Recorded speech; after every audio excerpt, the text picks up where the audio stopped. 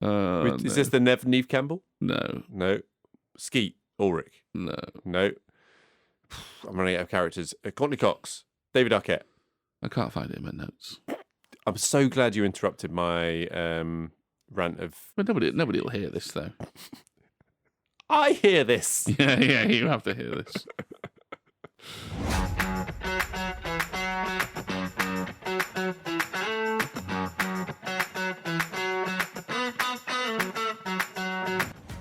Hello and welcome to Movie the Needle, a podcast where a pair of amateurs haphazardly dissect classics, mashups, and some films that only one of us likes. My name's Simon, and I'm in our shed with my good friend Carl, and this week it's our latest monthly retrospective episode, where we look back on the episodes released in the last month and discuss anything we missed, some listener feedback, and some data. Scary masks, clowns, sharks, and opinions ensue. It's Movie the Needle October 25 Retro.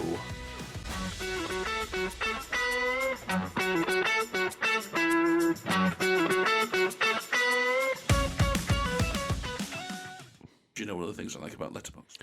Does it make you feel superior? Absolutely not. Does it make you feel inferior and you like to be dominated? Yes, but no.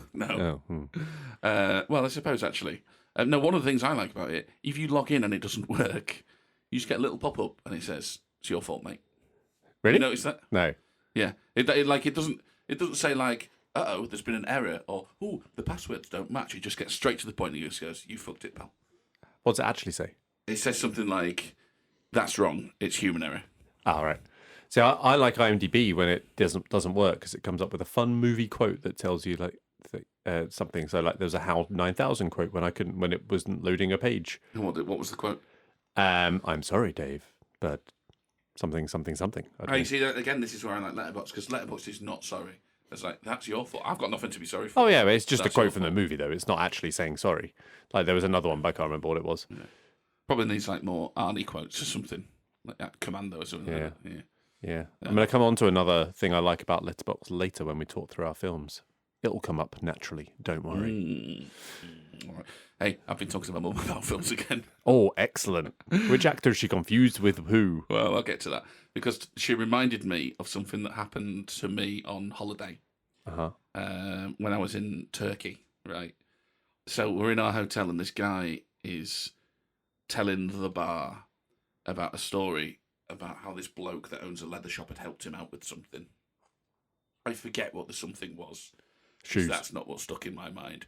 No, it was something like they needed some A help belt. with transfers or right. something with their holiday, right? And this guy in the leather shop had helped him out.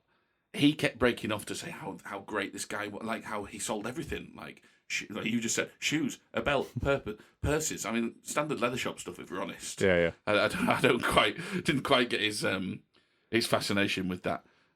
But yeah, he's telling this story, and the wife keeps jabbing him in the ribs, and she keeps going, tell him it were Al, and he's just ignoring her, plowing on in his story. She's like, just tell him it were Al, and eventually he goes, what? Who? Al? Al in the leather shop. He goes, oh yeah, Al Pacino. Oh, his name was. It wasn't really his name, so was it? Oh. Was it not? Yeah. She's going, tell him what he said. He says, "Oh, it were brilliant. He had purses. He had fucking hell, right? Yeah, tell him what he says. Oh yeah, it's brilliant. He did the voice. He did the voice and everything. He did all the lines.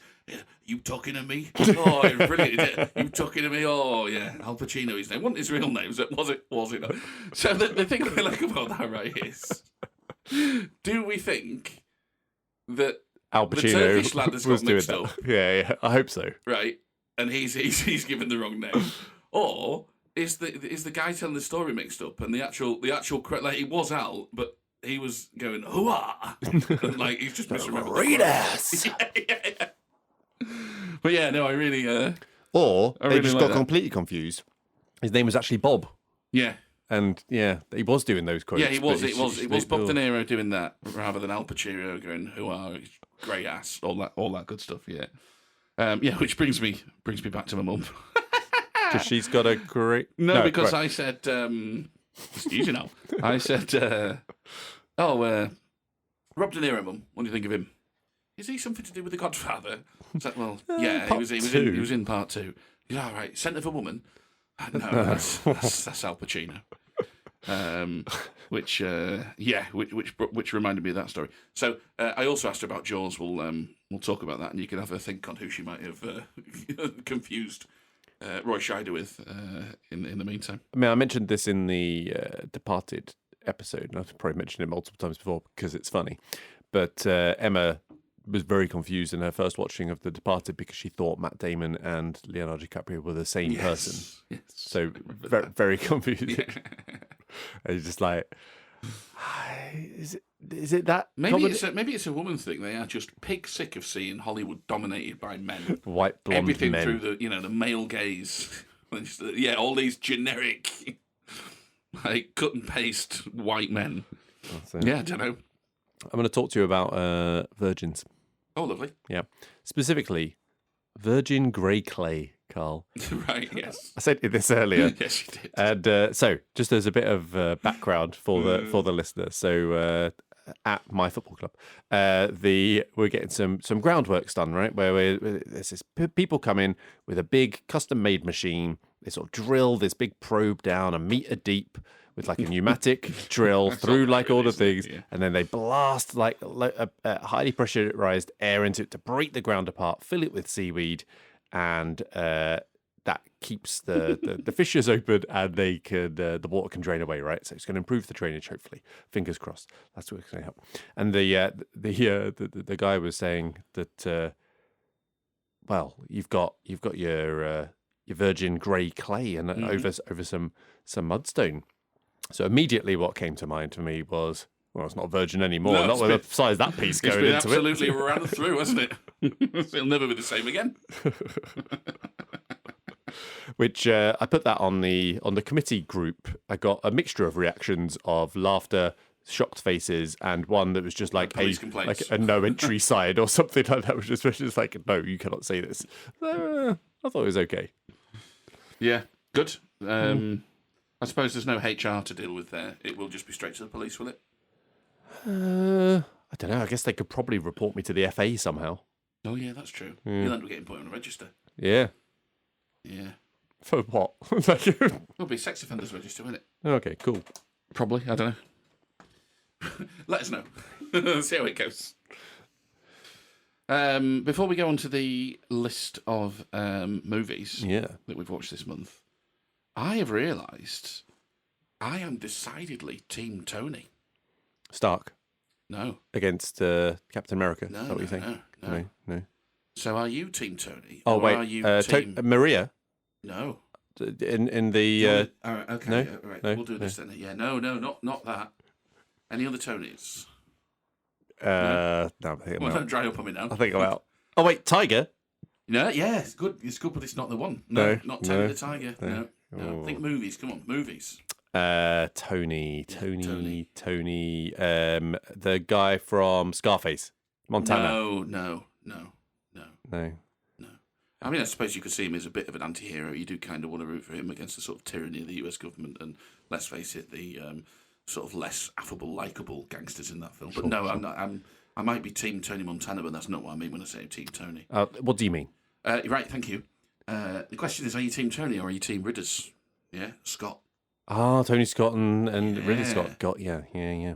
Because, as I'll come on to, I've watched a couple of Tony Scott films. I just did not realise the Good fun. absolute bangers that hide in his filmography. Yeah. I mean, off the top of your head, what are your Ridley Scott greats is? If you were going Ridley Scott? Yeah. Well, I guess you'd have to go Alien. Yeah, no, I don't love it, but I can see it. Yeah. I'll give you Alien. After that, obviously Gladiator. Gladiator, of course. Yeah. We all love Gladiator. Yeah.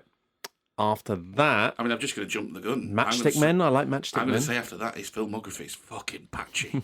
Ridders. I mean, we've sort of said, haven't we? Oh, is he here? Has he really got it? You know, he's made some shit. Yeah. Tony Scott just makes very entertaining films, though. Well, he killed himself in 2012, but... Made very entertaining films.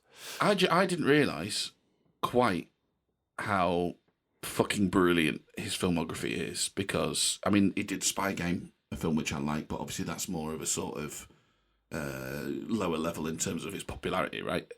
I understand that. Deja Vu, Man on Fire, those sorts of things, which have more of a cult following than they do with sort of Crimson Tide. Crimson Tide, Tony Scott. Top Gun, for God's sake. Yeah. I mean, yeah, there's loads. True Romance, a lot of people like that. Yep.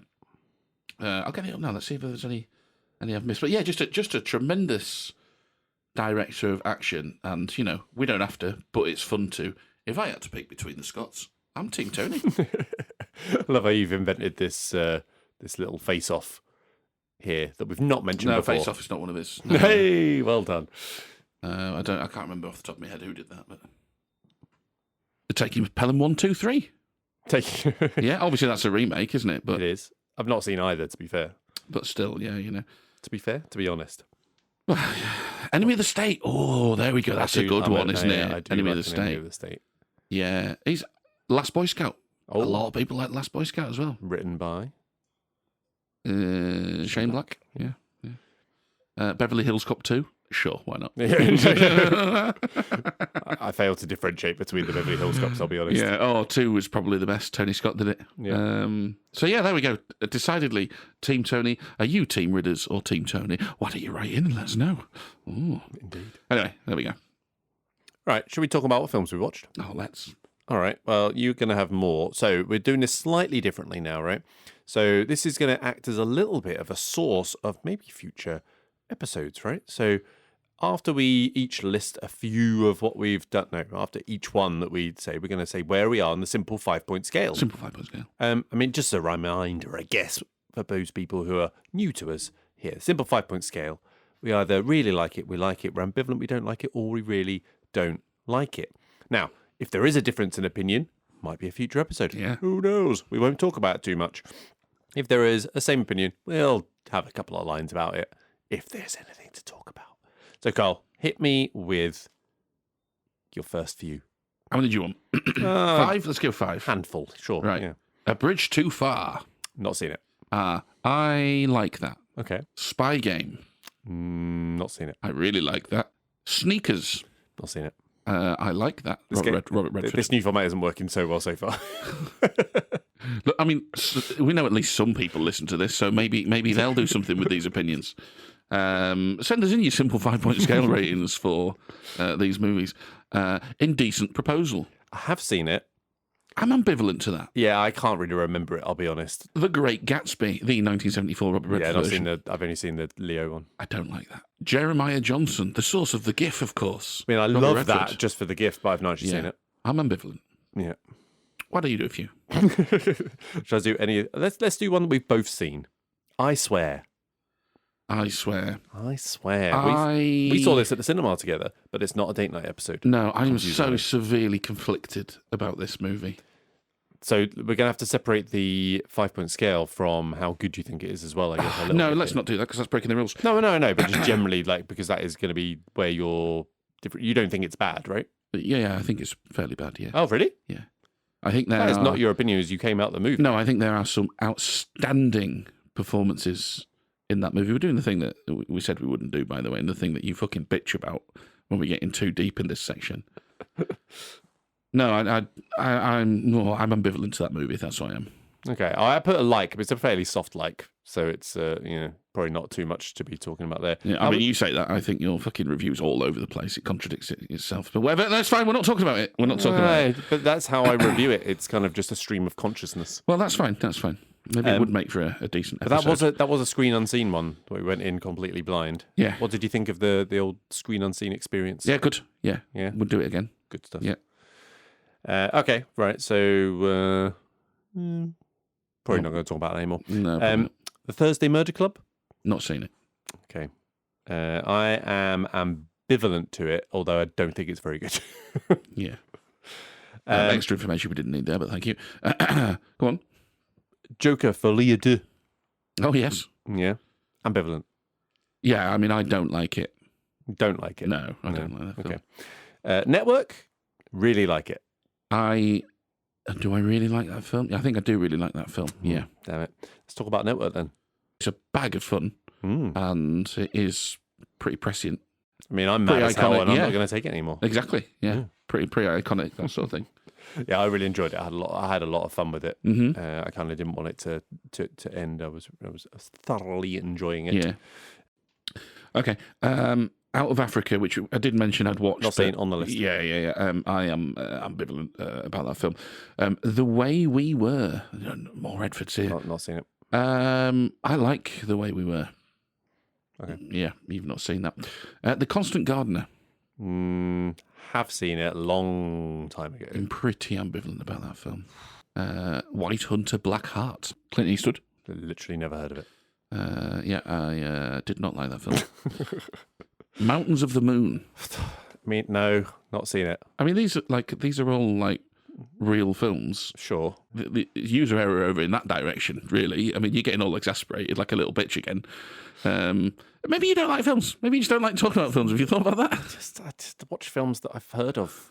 Sometimes you don't. You find a film that you haven't heard of, and you go, "I might give that a watch."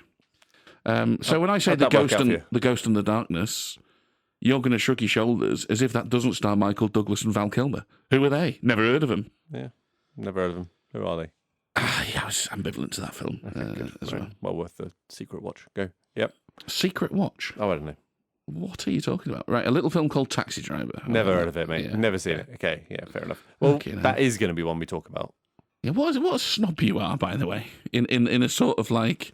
Snob? It's like in that reverse way, isn't it? It's like if it's not unendingly popular, you're not interested. Unending popular. I just have to have actually heard of it. Yeah. If I haven't heard of it, how could I possibly have it's not the thing on it? No, I'm not ragging on you for not having heard of these films. It's more your reaction to I've watched them. No, my reaction is you listing 20 films that I've not seen. That's the exasperation. It's not my exasperation at you. It's the exasperation of the fact that this is just you listing films and me saying, you know, we put this out there and other people listen to it, don't you?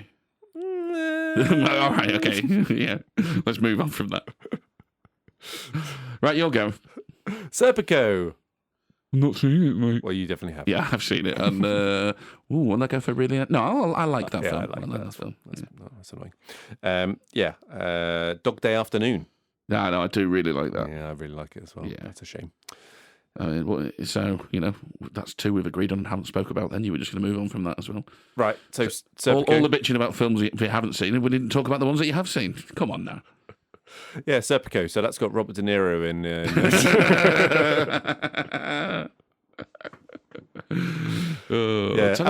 Al Pacino, nice police procedural. This is one that I watched after our Joker episode, actually, because it was one I was trying to get to before to see if it was one that would maybe fit as part of a mash. Which it does not. No, it doesn't. But it was one that I doing some very, very brief reading beforehand. I was like, maybe there's elements of it. Yeah. Not really. Well, definitely not more than what we've already got anyway. I love Al Pacino at that age that he's in the sort of mid to late 70s. And we had a little chat, didn't we, off pod about who is the Al Pacino equivalent of nowadays. It's tough, isn't it? We said Leo, probably. Yeah. Probably him that'd be do the weird. But he's not got sort of Al's tenderness, I don't think, Leo.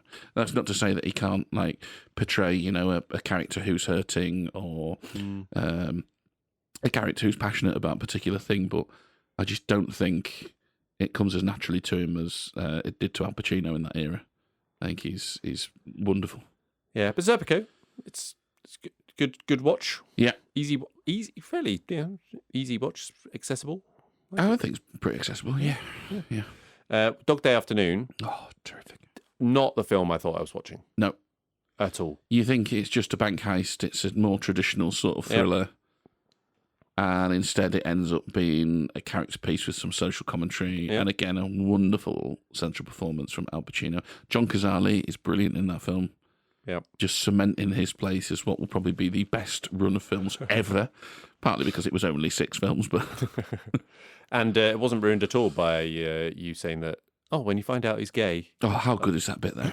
Well, I don't know. Would have been better, I imagine, if I hadn't been spoiler alert for a film from 1973 or whatever it is. But I was talking about the fact that I hadn't seen it, though, and then you go straight to the thing. I mean... just absolutely fuck you. Dick move. I think I've said that to you before anyway, to be fair. But obviously... I wasn't caring. Yeah, it wasn't on your radar to watch. Straight in one ear, out the other, like everything else. One battle after another. Yeah, not seen it. You really need to go see it. It's on the list. And then the final one of the new things that I've seen first watches is The Smashing Machine. Mm-hmm. I'm seen it. Ambivalent on that one. Okay, right. Silence. Martin Scorsese. You thinking about all my Betty Safdie jokes? I am. Yeah, that I'm not allowed to say. You're not. Yes. Yeah. Correct. Okay. So what are we on now? Something about Dali and clocks. My turn. Silence. Martin Scorsese. See, I've heard of that film. Well done, but I've not seen it. I don't like that film. No. No. Ooh. The King of Comedy. But yes, that's part of the podcast. We don't talk about that. Yeah, we do. I really like that. Yeah, we've covered this. Yeah. Just like we covered Taxi Driver. Come on. Oh yeah, good point. I missed that one. Yeah. I like that. So Yeah. King Solomon's Mines. No. 1985. It's basically a rip-off of Indiana Jones. Cool. I mean, again, you're such a patronising prick. Like The Naked Gun. The new not one. Seen it. I'm going to go as far as to say I really like that. Don't mistake that for a commentary on how good I think it actually is. But Deja Vu. Oh, there we go. This is Tony Scott comes back in. Tony Scott comes back in. Deja Vu. I think I really like it. I think Denzel's absolutely brilliant in there. In Deja Vu. I have seen it. Can I remember it? No. Get on it, Team Tony. The Machinist. Yeah, seen that. Yeah. It's kind of ambivalent to it. Yeah. Quick Change. We talked Bill about Murray, the bank robbing clown. Mm-hmm. I really like it. The Banker. Nope. Anthony Mackie, Samuel L. Jackson, Nicholas Hoult. Who are they? What is this film? Never heard of it. 2020. No, I don't like that film. Right, cool. Falling Down. Yes. Oh, I watched that on the same night that I watched The Fly when I was 8. Ah, yeah, I like that. You probably don't have fully formed opinions on it. I do not know. It's been on my list. I added it recently to watch actually.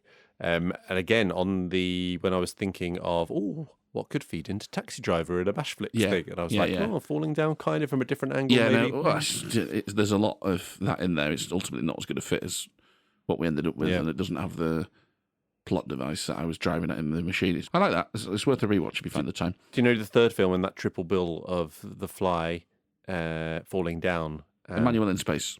No. Cliffhanger. All right, yeah. Close enough.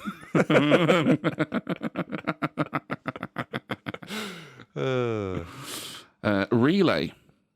I've not heard of that. No. No, and again, like it's got idiots like Riz Ahmed and Daisy Edgar Jones in it. Like who are they? Yeah. Any good? No. No, I didn't like that. Riz Ahmed's good in it though. I like him generally. Yeah, he's really good. King Solomon's Mines, 1950, the 1985. Right, I was going to say, I was a feel like we've remake. talked about this.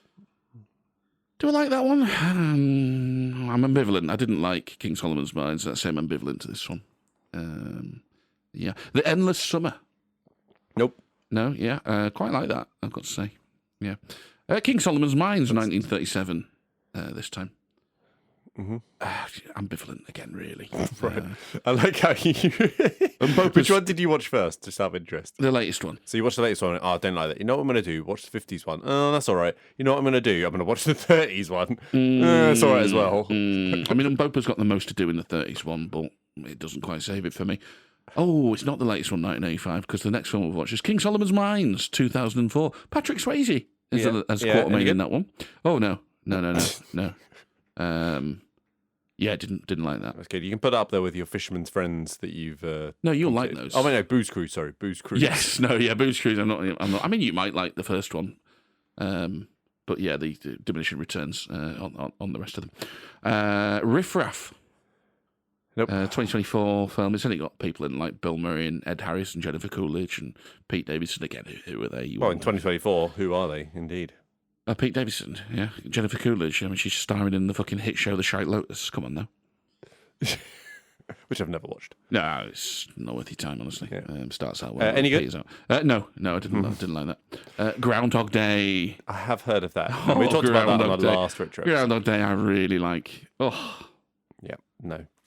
Ghostbusters. Classic. Officially a classic, sorry. Yeah. As is Ghostbusters. Ghostbusters, really like. Mm-hmm. I'm probably actually only a like on Ghostbusters, but still that is not enough to talk about. Yeah, fair enough. Heat. How many more are there? Heat, yes, that is a very good film. It's a 4.5 stars out of 5 film. Oh, there you go. I think I'm just at a like though, because it's quite a cool film. Yeah, I think I'm like as well. Yeah. It's not one that I keep on revisiting over and over. I don't passionately some people love definitely it. do. Yeah, that is like. Yeah. But it's a very, very good film. Are you looking forward to Hotter? No, I think they'll shite all over Heat. I think is what they'll do there. The Verdict. Yes, Paul Newman. Yeah, it's on my list. Yeah, really like that film. Really like the film. You've not seen that one then? No, we talked about it, and that's what made you watch it. No, I think you'll find it was already on my watch list. Thank you very much. I have a life outside of you and your recommendations. You literally said. I don't know. I'm just throwing out an insult. Just roll with it, will you? If the tape says anything different, I'll address that in a future retro. Oh wait, no, it's not gonna make it. Cat on a Hot Tin Roof. Why? What do you mean why? Why did you watch that? What do you mean? Why did I watch that? That's Paul Newman. Who's he? Never heard of him. One of these roles that was a breakthrough role. The Tennessee Williams play adaptation. I know Cat what it on is. Hot Tin Roof. Well, what do you mean? Why did I watch it then? But why? Because Paul Newman's in it. So you're just watching all Paul Newman? Yeah, he's been on my watch list for ages, Right. and it's Tennessee. You are such a cunt. Didn't like that. Right. Cool Hand Luke. Right. Yeah. Mm-hmm. Really like that film. Now, have I seen that? Can't remember if I've actually seen it. It's one of those. I'm like, I might have watched it. Is it in the IMDb Top 100? Did I watch it as part of that? I've got a feeling I maybe haven't seen it. Yeah. Okay. You should watch that. Raging Bull. Mm-hmm. Yep. You seen that? Yes. I'm sort of ambivalent to that. Oh, damn it. You ambivalent to it as well? Yes. I was hoping you were going to really like that. It's a good film, Yeah. but I am kind of ambivalent to it in terms of I don't rate it up there with Scorsese's best for sure. No, it isn't. Or even De Niro's I've rated best. it 7 out of 10 or 3.5 out of 5. Yeah, I think I'm probably around there. Yeah, I couldn't say I like it, honestly. That's upsetting. Yeah, sorry about that. Roman Holiday. I mean, that rings a bell. Yeah, it's Audrey Hepburn and Gregory Peck. Okay, yep. Why did you watch that? No, you're not going for that? No, that's fine. I don't like. That one's I don't fine. like to repeat myself. How many more have you got? A few. I'm ambivalent. This is the most boring, and that's saying something. It's the most boring things that we've ever put out. Crack on then. Come on. Right, Roman Holiday. I'm ambivalent. You haven't seen it. No. Right. Pulp Fiction. Yes. You say this is the most boring, right? This is a film podcast. But we're just listing films. We're not. We're giving our opinions on whether we like the film or not. Yes. For other people to listen to and go, I agree or not. As happened to me on Letterboxd through a listener of this pod, and I went, I knew people liked it when we gave our opinions on other films. I'm going to tell Simon he's a cunt. All right, great. Do you by any chance not like Pulp Fiction? No, I really like Pulp Fiction. For fuck's sake. Yes. Lethal Weapon. Yeah. I watched that the other night, and it's for a podcast, so you shouldn't be talking about it. You can give your simple 5-point scale. No, because then it ruins the future episode where we're actually going to talk about it. No, it doesn't. Yes, it does. It doesn't, because it's not a Movie the Needle episode. But it's a Mashflix episode, which is yeah. Well, I like it, so there you go. The Big Lebowski. I really like that. Have you seen that? No comment. We're not doing the episode on either of those. We're not talking about either of those. No one knows what the episode is detail. yet, because we haven't revealed what the episode is. Well, you just have when you say, we can't talk about that. Cause Simon, what do you think about Big Lebowski on your simple 5-point scale? No comment. Such a prick. Summertime. Is that the Will Smith, Jazzy No, Jeff? it's 1955. It's documentary? Katharine Hepburn. Oh, not seen it now. Summertime, I like a lot. I really like that film. Very good watch. You should watch that. Right, okay, there we go. Are we done? Yes. I mean, I've got some more, but... Right, well, come on then. Oh, Jesus. You're sitting on them all this time. Come on. Ace Ventura, Pet Detective. Yes, I really like that. Yeah, I like it, yeah. Yeah, what else Cool. you got? Mission Impossible. Yeah, I really like that. Yeah, I like it. This brings me on to the thing that I mentioned 2 hours ago when we started this podcast, which was when you log a Mission Impossible film on Letterboxd. Yeah, you get a little Easter egg, don't you? Yeah, it's nice, isn't it? Yeah. Little message that comes, little video thing that comes up. Yeah, pretty cool. But yeah, it was pretty cool. The first time I did it, I was like, Yeah. and then you do the Mission Impossible 2, which I also did. It comes up for that as well. Mission Impossible 2, Carl? No, Ethan Cunt, mate. But where is it? Yeah, I don't like that. I really don't like that. So that's, I'm afraid that doesn't make it either. That's annoying. And then Mission Impossible 3? Yes, it's like that. Yeah, I like that as well. Yeah. Okay, cool. Yeah. I'm done. Yeah, that's it. Good, yeah. That's our opinions on films that we've watched on this film podcast. Maybe yours will be different. Oh, yeah. Beer? Yeah. It's time to unveil the retro ale. Great news. We've been sent in a beer by a listener. Physically sent? Mm-hmm. Ooh, not just suggested. No. Two beers. Two listeners, actually. So Jess and Jamie went away to the lakes and have brought us back for the pod Hawkshead Brewery Mosaic Pale Ale. So thank you, Jess and Jamie. Well, there we go. It has started. Honestly, that's Simon's behaviour for the last 15 minutes. I should confiscate his, but there we go. Also, 15 is ambitious. 15, yeah. Maybe my behaviour was only poor over 15 minutes. I put up with the first half an hour. I was like, okay. Yeah. All right, so we lead off with our general apologies and corrections. And not just the apology for the last 40 minutes, but apology from previous episodes. So this was actually from a listener who has sent in some feedback which may result in apology from one of us. And it reads, I'm writing to get in touch regarding a part of your September retro, around 1 hour 43 minutes, precise, and highlights how fucking long this episode is. Yeah. Is that in the intro? Did you just add that bit? That's me. That's my commentary. Okay. Sorry. You'll notice the voice I read it in is slightly different to my normal voice, so you'll be able to tell. It's clever. Around 1 hour 43 minutes in. Did they say that twice? No. Oh, I'm just doing it so people can continue with the flow. Okay. Yeah. Okay. But that isn't part of it either, because that's different. Yeah, that's you. No, I got that bit. Yeah, that was a different voice. Yeah. It's just when you repeated 1 hour 43, you went back to the voice. And you'll also see, Carl, I don't know if you, but I do hand gestures when I'm reading someone else's thing. I don't know why. No, yeah. Regarding a part of your September retro around 1 hour 43 minutes in, and you discussed DVDs that have been in your collection for years without watching. Carl mentioned that he is sure he has some DVDs he's neglected to watch. This is me now, Carl. Yeah. Carl, what do you think is a reasonable amount of time to borrow something without returning it? I borrowed a box set of Johnny's Ezzy's DVDs some years ago. He quotes over a decade. I think it probably is over a decade. Yeah, it probably is over a decade. So you do recall this box set of Eddie? Oh yeah, like DVDs. I sent him a picture of them. I found them recently, and I sent him a picture of them. I said, as I live and breathe, here they are. Do you intend to watch them? I've watched them. Yeah. Oh, you've watched them, but you've just not returned them. Yeah. So what it is, at some point, when stuff just got tidied away, they got put away with the rest of the DVDs, and never to be seen again until I was rifling around in the attic like last month or something. So you have seen them? Yeah. Oh, right. So he was under the impression that you've just not seen them. No, I've watched them. Yeah. Oh, well, there we go. So I was going to put it to you that you're trying to retain possession under the modified adverse possession legal doctrine that applies to squatters' rights. But no, he can have them back any time he likes. He just has to go into your loft. If I remember to get them out next time I see him, which is a very specific and not all that common set of circumstances, if I'm honest, as proved by the amount of time that I've had them. Yeah. So, any apology, or you happy with it? Well, look, I mean, it's completely unacceptable behaviour. I can't defend it, but I don't think I will be issuing an apology. No. That concludes my general apology. All right, on to the first film that we're covering today, which is Scream, our Movie the Needle episode released on the 1st of the month.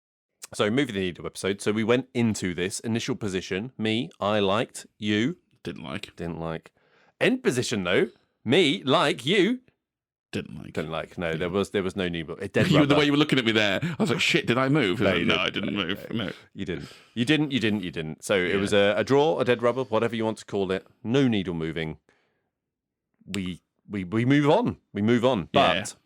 quite a lot of listener feedback for this one, I would say, which is nice. Mm. So I guess I'm going to lead off. I think you've got a similar related thing of the big talking point from that episode, which was scary movie better than Scream. Mm. Do you want to lead off with a case for the? Well, I don't. No, I'm listener feedback. Sort of, I mean, you said you had some listener feedback. Yeah, I do. Yeah. But I don't think it's the case of saying better than Scream. I don't think I ever actually. Let's not get facts in the way of a good story. Would particularly make that case. I think it's certainly funnier than Scream. My thing of this was Scream and its iconography owe as much and possibly even more to Scary Movie than they actually do to Scream themselves. The thing I used for that was obviously my own anecdotal experience, but also the box office takings were quite a lot higher in terms of proportion for Scary Movie. Not a lot of love for this film. Jess and Jamie of beer donating fame watched it. Jess said she'd seen Scary Movie first. Jamie said every memory he had of Scream was actually from Scary Movie, which he remembers he liked. But in both cases, the verdict was that Scream was shite. Interesting. So they really didn't like that. So yeah, what about excellent taste in beer, terrible taste in movies. What can you say? So I put out on the socials before this episode just a little thing of do you want to talk about anything about the episodes that we've got? Is Scary Movie better than Scream? Misquoting you, obviously. Well, who cares? Would be my point on that. But anyway, old Error of Ways, Adam Richmond, he did reply and just said, no, Scary Movie isn't better than Scream. Scary Movie isn't better than Dude, Where's My Car even. It's dross. Yeah, it might be. You haven't really watched it recently, have you? No, I haven't. No, it might be. But the box office, and look, I really don't want to fall on the side of going popular equals better, but it's certainly Who would do that? But certainly more popular with people. My point was that it was funnier because I didn't think Scream. I'm doing it now. I didn't think Scream was very funny at all, and I do remember. You didn't find it scary either, though. No, I don't find it scary. I mean, I don't know how you could. It's ridiculous. I'm not surprised that Adam at Error of Ways prefers Scream because I think the meta sort of side of it and the nod to other films is right up his alley, and that's fine. But not for me. So Will reached out to say as well that he's fairly ambivalent about Scream, but he'd rather watch Scream whilst being tortured than endure Scary Movie. Yeah, that's fine. Yeah. Jess on Instagram relating to Scream as well. So same Jess, but different channel, I assume. She wanted to back up my astute observation regarding the peanut smuggling. Yes, she did, didn't she? By showing that there are other nipple spotters, as she quite crudely puts it. I know, she's there. an absolute horn dog, honestly. Yeah. So yeah, someone posting a screen grab of the peanuts being smuggled to highlight that their excitement of it being spooky season in inverted commas. So it's out there. They're right there. Yeah, no, it's fair enough. I wasn't even really looking. I look forward to the November retro, by the way, when I have to apologise for... I know I did actually say that Scary Movie's better than Scream. I have to walk that back. That'll be fun. Also, some more feedback from Will, and this is... he leads off with your box office thing. He doesn't lead off. He gets to it eventually. But I'm going to read the whole thing because, we don't get a lot of listener feedback, so it's nice. So, Carl's prediction in this episode is unreal in capital letters. For one thing, Scary Movie is properly shit. Let's not pretend it's some great parody like Airplane.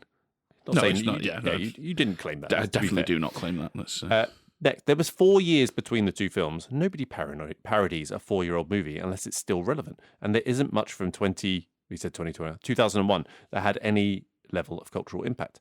He remembers Scream being everywhere and Ghostface Killer has become iconic. He thinks Scary Movie has very little to do with that. If you look at the numbers of ratings on IMDb, Scream has 400,000 plus with a rating of 7.4. Scary Movie just over 300,000 with a rating of 6.3. Sure, Scary Movie did more box office, but because it was trading off of Scream's cultural impact, not the other way around. If Scream didn't exist, Scary Movie would not have made any money at all. Maybe a better metric is to look at sequel performance. Scream 1, 2, and 3 made 173, 172, 161. That's actually really consistent for original and sequel films. And Scary Movie 1, 2, and 3 made 278, which is obviously larger, 141, which is less, and then 220. And he said, Scary Movie 3 has really fucked my points, so I'm going to ignore it. No, but the point, you know, there is a thing to that, and I think I maybe mentioned it on the pod. Scary Movie 3 has the Zuckers in on it, so Will's point about it's no airplane, that is a genuinely better attempt at the comedic elements, Scary Movie 3. Well, there we go. But by that point, Scary Movie 2 and 3, they're not taking off Scream. They've moved on to other horror points. So he finishes with Scream built itself as a franchise and the popularity of built itself as a franchise and the popularity of the franchise. Scary Movie reduced for the second movie based on the box office he's talking about. But still beat Scream. Yeah. But what his point is, there must have been a shitload of inflation between 2000 and 2003. And then that explains why the sequel went off. I think even adjusting for inflation, I don't think Scream comes out on top of the box office. No, take the point. I think that wasn't a serious point. No, I think Scream is more popular with the geeks, the people that are into the horror films and all the rest of it. That's not me. And I definitely agree that it's not even just to say Scary Movie wouldn't be as popular. Scary Movie wouldn't exist if Scream wasn't at least a bit popular. I don't dispute that. It's just more the sort of the lasting thing. Yeah, I'm not sure. And again, very anecdotal because I'm talking about myself coming to everything through the Scary Movie lens, and a couple of people I've talked to about it having the same experience. Yeah. But yeah, I mean, I don't care. Scream shite. I haven't watched Scary Movie in 20 years. I'm not likely to. I love getting all the feedback from the listeners, though. More of that, please. Yeah, absolutely. Thank you. So in the recasting, I did Brendan Fraser, I think, as Doofy. Not Doofy, because that's what he's called in fucking Scary Movie. What's he called in Scream? Dewey, yeah. Yes, because you were saying I did he's Brendan like a Fraser, Mountie. and you said, oh, he's basically done that role already in Due South. Sure. Right. And I went, yeah. Because he's not in Due South. He's not in Due South. So Johnny's been in contact to say the character is called Benton Fraser. You know what? He's done a film where he's been a Mountie, right? This is what I was saying to Johnny, right? Because you said that, right? And I immediately just pictured Brendan Fraser in a Mountie dressed as a Mountie. Yeah, he's been a Mountie. And I was like, has he been a Mountie when he was doing his cameos in Scrubs or something? He's definitely been a Mountie. So yeah, the character name is Benton Fraser, played by Paul Gross in Due South. Brendan Fraser's nothing to do with Due South. Brendan Fraser has been a Mountie. Come on. Surely. I'm just like, Dudley Do-Right. He was a Mountie in Dudley Do-Right. Right, okay. That's why we can picture it. Yeah. There's the confusion. But isn't it funny that the character's name is Benton Fraser? Yeah. That is funny.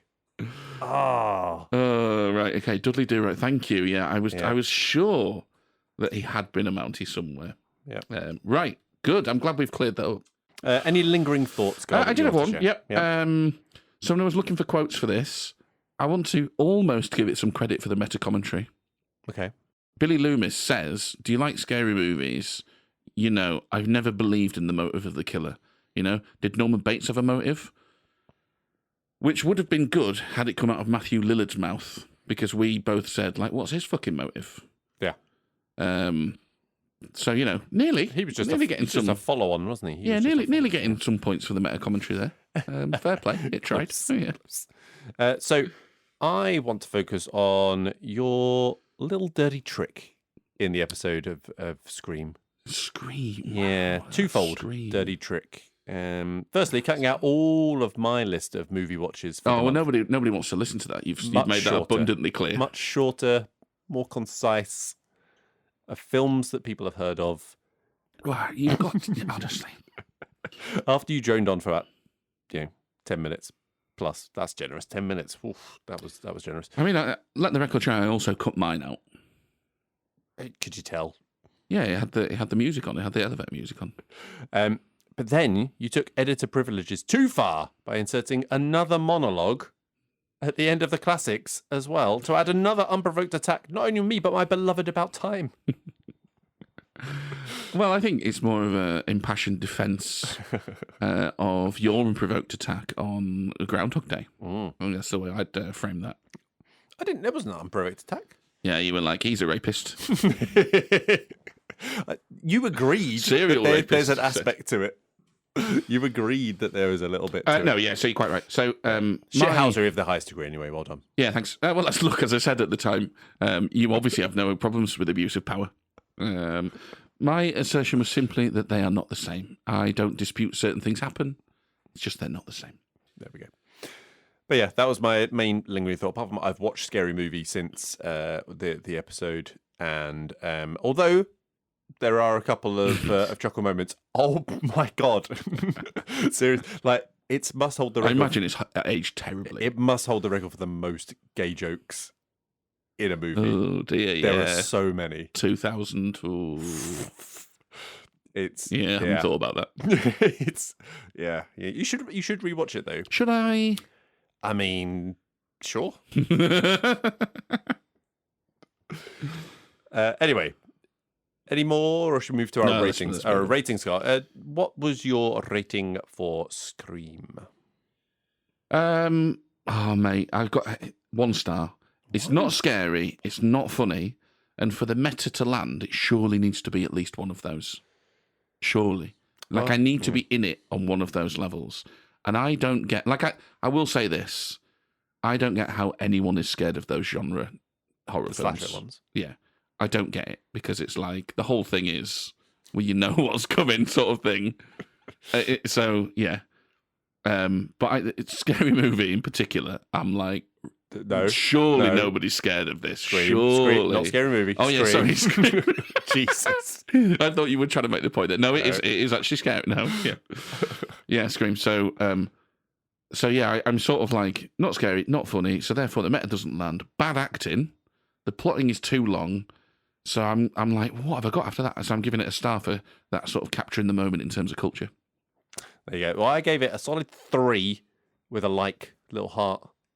Oh, he's gone the like. Yeah, I do like it. I do like it. I have very fond memories. Some of it will be nostalgia. I understand that. Sure. I understand that. But yeah, it's. I think it. I said in the episode, right? It's. I think that there are moments of tension and scares in it. I do like the nods to the other thing. Come on, I do find it amusing as well. So all those basically the opposite of everything you just said. I think there is. Did you laugh out loud at Scream?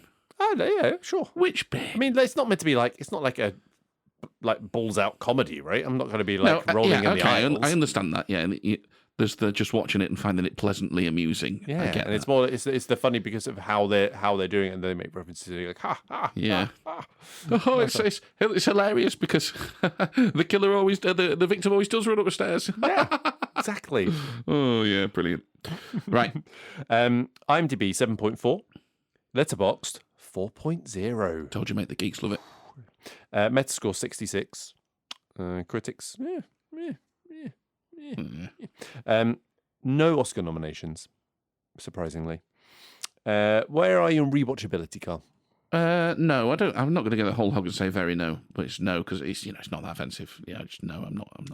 I'd go for a yes. This is saying that. I mean, I've literally not seen it for about 20 years. 20 plus years. But if it was on, like, sure, you would give that a watch. Best scene, Carl? God Almighty. Any scene? The end Carl? credits. Yeah, I like that. Finally.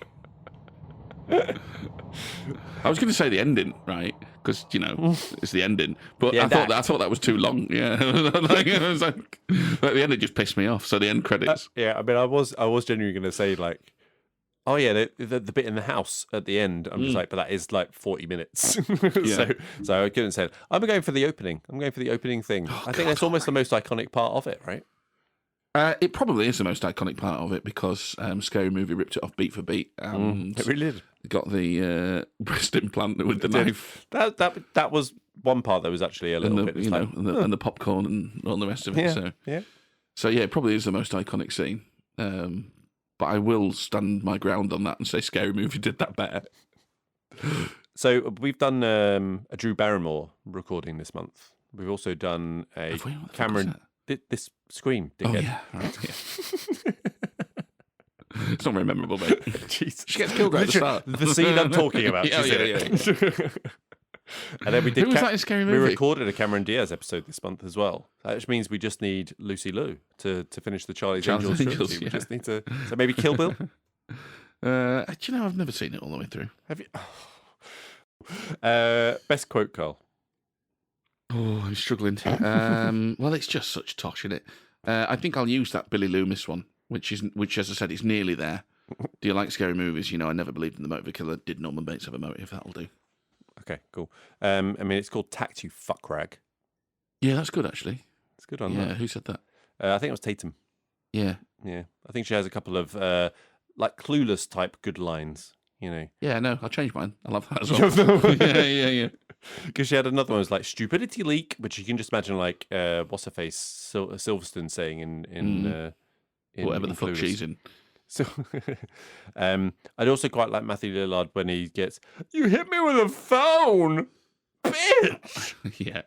Favorite character, Carl? Oh, sorry, what I'm actually picking. I'm going with fuck rag. Because yeah, it's good. Oh, it's good. Favorite character? I'm going to go for lovely Nev Campbell, and there's nothing you can do to stop me. Okay, fine. You're going for the main character. Yeah. Okay, fine. I'll go for Gail Weathers, played by the lovely Courtney Cox before.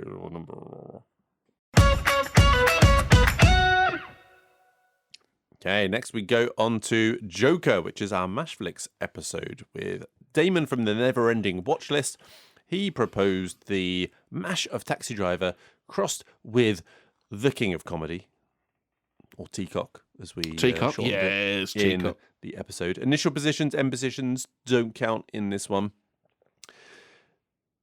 Listener feedback that I got here, Carl. Firstly, Emma wants it to be on the record that she did not like the cock at all. No, wait, she did not like Teacock at all.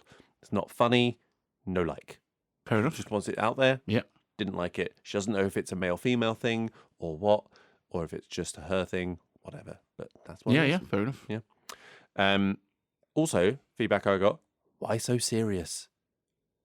There's comments, it was quite a serious film chat. Well, I in that had episode. some feedback from Johnny on that front as well. We did end up having quite a serious, interesting discussion. We did. It seems. Damon brought it out of us. Yeah. Well, I mean, we've been It's lurking there somewhere, apparently. Yeah. Did it sound like we knew what we were talking about? Yeah. It wasn't just us agreeing with Damon. I think we did all right. We did have some technical issues, and we did end up having to cut Damon talking about his book a little bit, specifically when he was describing what it's about. So I don't know if you want to deliver a brief synopsis now, so we can plug that again. Yeah, so I'm not going to go into too much detail because it's it somewhat ruins the plot of it, which you will want to find when you're reading it. But there are a lot of parts of it where there is a mystery guy, who is traveling around America, and he seems to be reenacting famous movies, scenes, and things, and characters and such. And with Damon being on the show, we had asked him, where's that come from? And they were a lot of his favourite films. And some of those are actually ones that we talked about. So there's a Taxi Driver reference, there's a Joker reference, there's a Fight Club reference, there's a Back to the Future one, lots of different ones. So, like, as a book, I would recommend it to anyone who's a bit of a movie fan, particularly, there's a great whole section of the book on Groundhog Day, which actually inspired me to rewatch it as part of this and put it into our classics collection. But yeah, loads of good references to some of his and probably quite a lot of people's favourite films. It's called Refracture. It's a really fun read for a movie fan. If you read the description, it doesn't scream fit for a movie fan, but it is. Take it as my recommendation. The other thing, Carl, we didn't make very many cock jokes in the episode. Were they there to be had, were they? I don't know, but I just feel a bit disappointed. They're probably only enough to fit in one hand. I mean, to count in fingers in one hand. Count on the fingers of one hand. I mean, so yeah, I don't know. Maybe I have to rectify that for our next Mashflix episode, just to get us back. Yeah, back we'll see. On track. Get back on quota. Yeah, I have to up it just to get the mean up. Any other lingering thoughts? Yeah. So I think we did have quite a good discussion. We did. Can we talk about your face when I said the word didactic? Because that was a picture, wasn't it? Oh, I mean, I was just so impressed. Can we talk about listener feedback as well? Because I had a piece of feedback on that specific point. Go on. Somebody said you can tell they've got somebody who knows about films on because Carl's reading out the big words. Yes. And I was joking with him saying you should have fucking seen Simon's face on that. It was a look of sheer panic. Like, fuck, do I know what that means? Yeah, I was simultaneously impressed and confused. Ratings, Carl. Yeah, so I bumped this up a little from last time. You did. Interesting, okay. Because Phoenix is just so good in it, and I've appreciated his performance more each time I've watched it. It also is a really good-looking movie, at least in terms of what it's going for, of course. It's a pretty horrible-looking movie. It looks like shit, but it's meant to, and therefore it's good, yes. I don't think it particularly drags. I think it's reasonably engaging throughout. I just don't really enjoy that much what it's doing, or don't find it to be particularly deep. But all told, 2.5, 3 maybe. Mm-hmm. Yeah, so I started off at a 4.5 with this one, and then I think in my episode I went on a little bit. In my episode, that's not what I meant to say. In the episode, I went on a little bit of a because I've watched Folie à Deux. And we said in the original episode, season 2, episode 3, I think it was, that could watch the sequel and that could really undo a lot of the things that I was thinking it could be intending to do. And would that then change your view of that film in isolation? Could it impact it, regardless of trying to isolate it as just a standalone film? See, I think you've been shafted by Phillips. Yeah, which is really not. I mean, you as an individual, because you are one of the only people whose opinion I know of, when I've read all the other reviews and discourse, that actually called the first one correctly in the first place. And because so many people didn't, he's wrecked a bit of your worldview of that first film. Yeah. And that comes with Folie à Deux a little bit. But I am doing my best to treat it in isolation. I think if I say that Folie à Deux doesn't exist, I'm sticking with my 4.5. I really do enjoy it, and the performance is a huge part of that. I think if you take out his performance of it, I think it's going to drop down pretty significantly. Which I think is fair enough in a character. It's a very character-driven thing. It's okay that a character piece depends so much on its lead performance. Yeah. You know who else's little rating has upped since we first talked about it, Carl? Ooh. Both IMDb and Letterboxd have increased from 8.3 and 3.8. Todd Phillips must be fuming.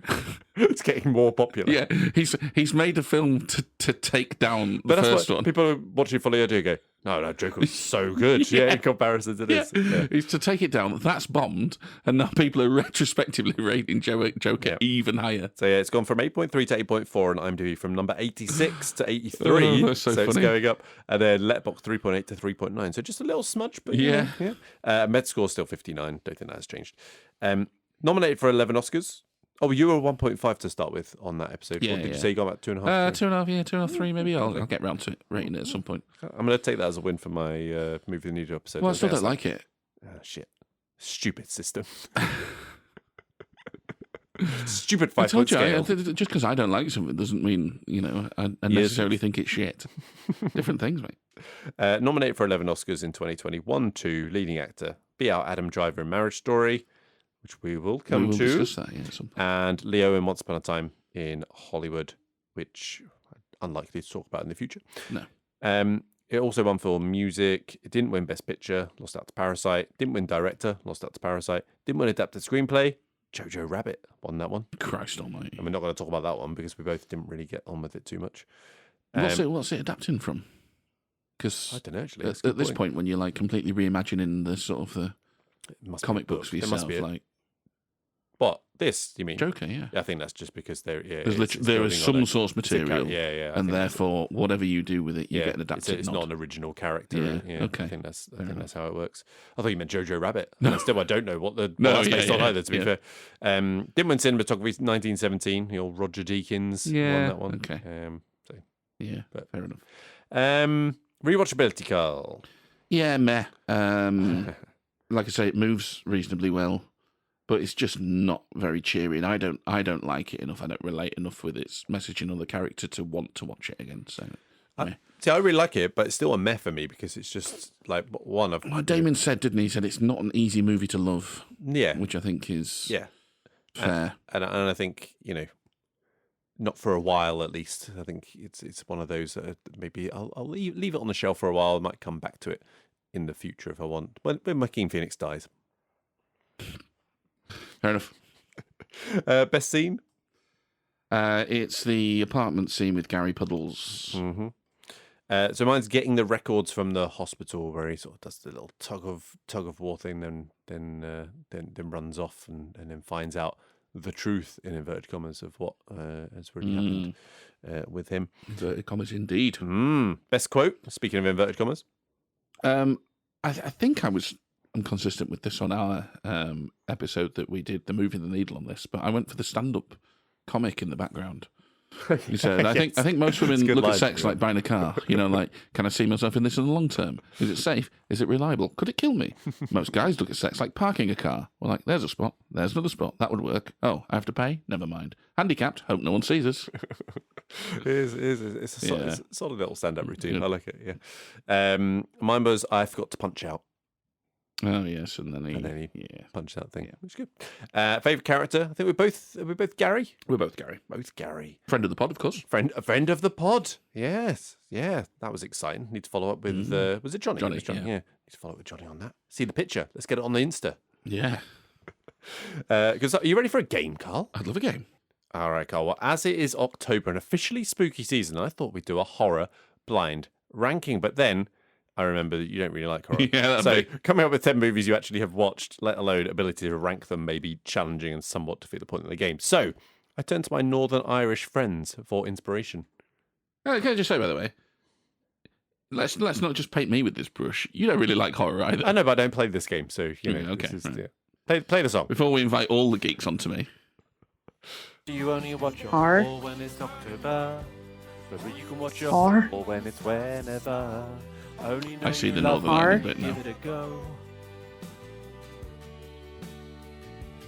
You can catch your horror when it's free to stream, but you can solo horror or buy with a team. Only know you love when you give it a go. Now you rank the horror. I mean, it just sounds like whore. Yep, so that's right. You have to blind rank the following 10 movie whores.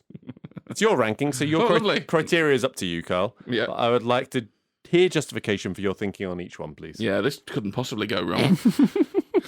Right, great. All right, you ready for your first one? No. Donna Quintano, played by Monica Bellucci in Shoot 'Em Up. I know who plays her. Thank you very much. But the listeners might not. Yeah, fair enough. I mean, Monica Bellucci, lovely lass. What a pair. Like, I'm just going to have to own this. So let's go 4. 4, you mean? Oh, dearie me. What have we become? Okay, your next one. Diana Murphy, played by Demi Moore in Indecent Proposal. Yeah, I mean, I'm generally a little bit cool on Demi Moore, but my God, is she good looking in that film. It's not her fault at all, but she's a twat in that film. So I'm going to put her down at 7. All right. I love how your criteria shifted between the two. You've gone for pure looks versus what the character's like in the film. I like it. Vivian Ward, played by Julia Roberts in Pretty Woman. Yeah, see, honestly, I'm not that hot on Julia Roberts either. More like she's a lovely girl. I'd like to take her home to meet your mother, or possibly, just go for a coffee. Otherwise, yeah. Meet your mother, not a bit of how's your father? Is that what you're saying? If you like, yeah. Does anybody say that in the past sort of 30 years? I'm going to go for I should have put what's her name in at 8, but that's gone now. I'm going to put her in at 8. I'm going to put Julia in at 8. Julia in at 8. Okay. Satine, played by Nicole Kidman in Moulin Rouge. Yeah. Again, I'm not massively enthused by Nicole Kidman. Let's go 6. 6. Okay. Nomi Malone, played by Elizabeth Berkley in Showgirls. Oh, it's been so long since I've seen that film. So just by virtue of that, let's go 9. Mm-hmm. Deuce Bigelow, played by Rob Schneider in Deuce Bigelow, Male Gigolo. 10. That's an easy 10, and it's nothing to do with how he looks or the fact that he's a man. Yeah, cool. Gigolo Joe, played by Jude Law in AI Artificial Intelligence. Yeah, so I don't think he's a fabulous looking guy, Jude Law. Let's go 3. 3, okay. Sarah, played by Elizabeth Shue in Leaving Las Vegas. Terrible film. She's lovely. Won an Oscar for it? Nominated for an Oscar for it? Yeah, I mean, one or two. Whatever. But I think Nick Cage did as well or something. If you just said Cocktail, we could look at number 1 there. Leaving Las Vegas, Elizabeth Shue. Let's go 5. 5. Lynn Bracken, played by Kim Basinger in LA Confidential. Yeah, I'm not interested in that. I should have gone that way. Have you used 9, haven't I, as well? You've used 9. So you've got 1, 2, 4. Well, no, you've got 4. You've used 4 already. Oh, I've used 4, so it's 2 then. You're 1 or 2. Christ almighty. I've bollocks this up. No, you'll be happy with this, mate. Go on. You'll be happy. James Bond, played by lots of people in lots of films. James Bond. He's a bigger whore than his biggest whore of them all. Yeah, I suppose so. Yeah. So you put him number 1. Well, it'd have to be number 1. James Bond. Yeah. Are you not happy with that? No, I mean... James Bond fanboy. I'd have rather had Elizabeth Shue up there, to be honest with you. All right. Yeah. If the shoe fits. Keeping her out in the hope that Jean Triplehorn comes along. Although she never actually played whore in anything. That was a crucial bit of the criteria, wasn't it? Yeah. The main premise for it. So just to point out, not implying that any of these actresses or actors are whores, just the fact that they played either sexually promiscuous or people who slept for money. Just to be clear, don't cancel us. Thanks. And you also spoke over my if the shoe fits, so quite upset. What do you mean by that, if it fits? You were talking about Elizabeth Shue. Yeah. You were saying what number she went in. Mm-hmm. You were saying I just said if the shoe fits because it sounds like shoe. And Fits what? No, nothing sexual, Carl. Right. It's just a phrase. Okay. You're happy with that?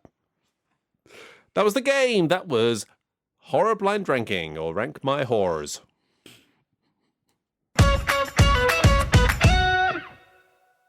All right, let's move on to Jaws, our classic / date night for this month. And you got any listener feedback, Carl? I've got a little bit. Well, I asked my mum. Right, was she like, is it that crocodile in... No. No, she's like, Nick Nolte, that one. She did. She did. I was like, no, it's not Nick Nolte. She said, oh, no, but the guy that was in it, Jaws... Yeah. Starred alongside Nick Nolte. Right. In some TV series. Right. Okay. So I'm looking around for that. That's not true either. Okay. Because then she goes like, oh, I was thinking of Rich Man, Poor Man, Peter Strauss. Oh, I can't even picture who Peter Strauss is. He does actually look a bit like Roy Scheider, to be fair. Okay. So she wasn't like a million... She got there in the end. And then she said, anyway, yeah, good film. She went to the cinema to see it, which I was quite jealous about. Oh, no, well, you went to the cinema to see it. Well, that's true, but, it's not the same. Not at the time. But, 75, yeah. Yeah. It's hard to do that when you were not alive. Yeah. So I said that I put it out on the socials and got... Adam came back with... the question was, is Jaws a perfect movie? And he said, Jaws is a near-perfect movie. The final stiff Bruce Shark shots rob it at the last. Yeah, I mean, I know where people are coming from with that. But no, appreciate Adam getting the feedback. Always good to hear from him. Indeed. Hopefully have him back in the future. Yeah, absolutely. I think this was the episode where I missed one of your jokes, I think. Was it? Which I apologise to you So about. many. Because I think you said, how do I feel about the length? How do I like the length? Well, I didn't. I said I like the length. I appreciate the length. Mm-hmm. You just didn't. I was talking about the film. You didn't raise an eyebrow. No, I'm afraid not. I wasn't talking about cock on that occasion. So sorry about that, mate. All right, some more listener feedback from Will, and this is a bit about Bryan Singer. Cancelled now, obviously, but back when he wrote this, probably not.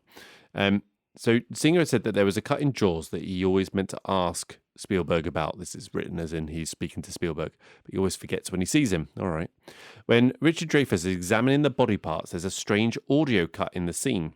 It happens suddenly. There's a woman's severed hand, and Dreyfuss says, "This is what happens." And it feels like there was a strange cut made there. That cut, was it put in the last minute? Was it a miscut? Was it intentional? If you can even remember. And Spielberg says, yes, he remembers this very well. That he put out a line of dialogue, and inside the line of dialogue, manufactured artificially a new line, which is, "This is what happens." So originally he said more than that. Can't remember what it was, but he managed to basically cut 30 seconds of dialogue just to make that, but just using, I guess, parts of sentences that you need to make a new sentence. How the hell does anyone even notice that that has happened from that one thing where he picks up a hand and says it? Does it look out of sync or something? I don't know. But that's a hell of a thing. On the episode generally, Will said that the episode was fun, pretty sycophantic. Yeah, guilty as charged. I was like, but rightly so. It's a masterpiece. He does say that the ending is a tad weird, and the music as they paddle home, not something that stuck with me. Anything that I can't remember the music. I don't know that the endings stands out to me as weird either. It's just them going, we just better get back now, and then joking about his fear of the water. And there is a Spielberg movie documentary thing, which in that says that on Oscars night he was sat there expecting Jaws to absolutely sweep up. It didn't, and he was absolutely devastated. Yeah. Like the Milhouse bit. Yes, you can see the point where his heart breaks. Yeah. Cool. Ratings, Carl. We already 5-star for Jaws. Yeah, same. Yep. It's quite an easy 5-star film as well. Yeah. Not a lot of going, maybe, but I'm wondering, with your where you review things, good, bad, and meh, what was your? Do you remember what your bad was? I don't know if you covered it in the episode. Apologies if you did. So the good, I don't need to read that because there's an episode. The bad, I've said, I can't think of anything. I am just so envious of those people that got to see this in the cinema in 1975. And then the meh, which is where I list things that are not really good or bad, but nonetheless remarkable. I say, Boris Johnson says his hero was the mayor from Jaws. What? He can't have actually seen it. What? Can he? Is that true? Yes, that's true. He repeatedly said that. Does this just seem like during the cool COVID pandemic? Because he said, my hero is the mayor from Jaws because he kept the beaches open in response to him locking down later than the advice said he should. Yeah, people died unnecessarily. But yeah, well, that's what I mean. Cool. So he can't actually have seen the film, can he? Or surely not. I mean, or any of his PR people have never seen the film. I mean, if he's got PR people, fair point, fuck me, fair what are they doing? They're just shaking their head. Just go, oh, God. All right, IMDb. Oh, this is actually interesting, IMDb. 8.1, which is obviously good. Yeah. Number 201 in the top 250. 201. Crazy. It's bizarre to me because unless you are going to get really hung up on dated effects, I really don't know what you're picking apart in this movie. For a $7 million budget in 1975. I don't get it. Yeah. I just, you thought top 50, easy top 50, maybe even a top 10. I would have expected for this. Anyway, Letterboxd 3.9, again, lower than you'd expect for Letterboxd. Which, considering your thing of, Letterboxd, geek, get higher than maybe what you'd normally think, you think they'd be all over this? Yeah, you would think this would be more. Maybe it's too popular. It's a strange one. Yeah. Metascore 87. Again, a little bit lower than what I would have thought it would be, but hey-ho. Nominations. Best Picture. Lost to One Flew Over the Cuckoo's Nest. That's a tough one. Do like One Flew Over the Cuckoo's Nest. Yeah, fine. It's you've come up against some monsters that year. Best Sound, it won. Best Film Editing, it won. Best Music Original Score, it won. Fair plays. Not nominated for Best Director, though, which is a bit of a oversight probably. But there was One Flew Over the Cuckoo's Nest. There was Kubrick for Barry Lyndon. There was Sidney Lumet for Dog Day Afternoon. There was Fellini for Amarcord, and Rob Altman for Nashville. So some pretty huge names in that one. I do like looking back at these Oscars and seeing the names that are out there for that. So not nominated for it. Probably the one that you'd probably go, I mean, what he's doing in that with what he's got, surely worth a nod. Yeah. Rewatchability, Carl. Very yes. Yes, very yes. Very yes. Best scene. Difficult one to pick. Easy, though. Well, so scene-wise, probably not that difficult. Because obviously the shot, the dolly zoom shot thing, whatever you call it, that bit on the beach and that whole child getting eaten, the tension of all of that and how that's shot. The pursuit with the barrels, I quite like. It said in the episode that it's almost like repetitive. It should be boring, but it's just enthralling how it's this pursuit of it. And nothing can go down with 3 barrels. But I've got a feeling you're going to say, and I think I am also going to agree, it's the Indianapolis sort of drinking on the boat thing. Yeah. The boat scene culminating in the USS Indianapolis monologue, which I think, to pick that scene, really speaks volumes in a shark movie. Not just any shark movie, horror movie as well. Shark movie, right? But the reason I think that scene is so iconic is not just what it is in isolation. You know, if you watch a clip back of it on YouTube, right? But that is a big part of the journey and ultimately culmination in their little segment we've been on. It kicks off at the start of the second act. Yeah. And we go into this, they're going on a journey together. Our trio are really developed and come out at that. And that scene really brings that together. It really brings the mood back down from that sort of adventure piece where they are hunting the shark. And it also then it knits together that second act with the third because it kicks off when the shark attacks them. So in isolation, it's a brilliant scene. In the context of the movie, it is such a key part right? of why that movie and how it's plotted and how it's paced works so well. And it's absolutely superb. It's a great scene. You think they could have written a children's book? We're going on a shark hunt. We're going to catch a big one. We're still pissed. Yeah. Anyway, best quote. I could pick that whole monologue.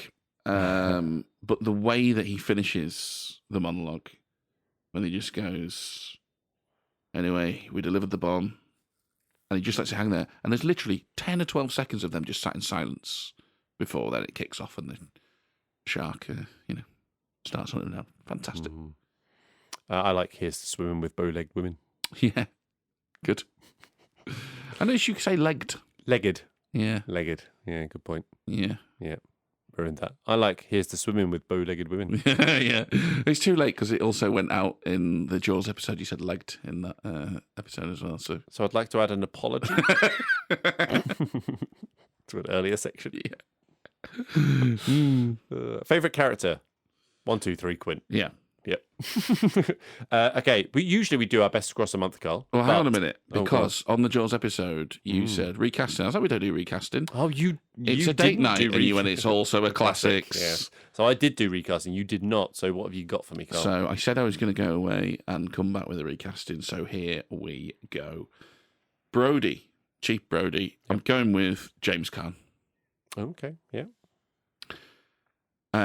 He's got a lot to do. But as the steely chief of police, who is afraid of the water, I can see it, James Caan. Yeah. There we go. Quite like James Caan. Yeah. Quint. Yeah. Lee Marvin. Quint, the steely combat vet, who's obviously now the disgruntled boat captain or whatever, however you want to characterise Quint. Lee Marvin at that, what would he been doing around 75? He's coming into his older, more grizzled stage by that point. I don't think he's got a big movie around then, actually. Right. I always get him mixed up with James Coburn because they look incredibly alike. Did you mean James Coburn? No, I mean Lee Marvin, because okay. Lee Marvin was the one out of the two that was a bit steelier and would fit the Quint archetype a bit better. What about Hooper? Because I struggled with Hooper. Yeah, Hooper. I was thinking Dustin Hoffman. Oh, yeah. That sort of little college upstart, sort of silver spoon opposite to Quint in a lot of ways. He's an excellent diver. Yeah, he doesn't have to be retired. Best across the month of all of those, it's all Jaws. It's all Jaws. Let's not bore anyone with that. You ready for some top threes? Love some top threes. All right, so we are going to do our top 3 scary movies. Now, this is intentionally broad category, right? So this can be your horrors, it can be your slashers, it can be your monster films, it can be whatever you want it to be, Carl. You can go whatever direction that you want. Well, I went with movies that are actually scary. Sure, yeah. So because I'm not a child, you won't find things in there like Scream or any film that is apparently subverting. Okay, any controversial? Do you want to clip that? Any just missed outs? No. This was a pretty easy. 3. This was a pretty easy top 3 for me. Okay, well, let's do our top 3s, and then I'll do some that missed out. Then. Yeah. Number 3. This was a easy top 3 for me because I saw these films at all around this particular age, and nothing has really come close to this since that experience of watching these films. Number 3 is Predator. I'll have watched that like 9 or 10, something like that. Scared the shit out of me. Do you find it scary now? I don't think I find it scary. I can appreciate the tension in some of the scenes. Yeah, I mean, when we're saying scary, a lot of that is just tension, though, isn't it? Yeah, but as a 9-year-old, I was absolutely shit scared of that film. Yeah. Mine was Cloverfield. I mean, you would have been a fully grown adult at this point. What's going on there? Yeah, there are better horror films for sure. Fine. Yeah, I admit that. Probably. I'm not into the horror side of things. It's kind of monster movie, found footage style thing. But it's one that really sticks in my head. Okay. Number 2? Terminator 2. Interesting. Again, very similar. Just saying that around that sort of age again. In particular, the thing that stands out there is he finally gets away from him and he shatters the T-1000 and he breaks into all those pieces. Yeah. And you think, oh, maybe. And then just the slow melting. And you think, oh no, they're coming back together. Because Terminator is actually the scarier film, isn't it? It's more of a traditional horror one, isn't it? But you would have watched Terminator 2 at an age where that is. Well, it's still got all this sort of tension and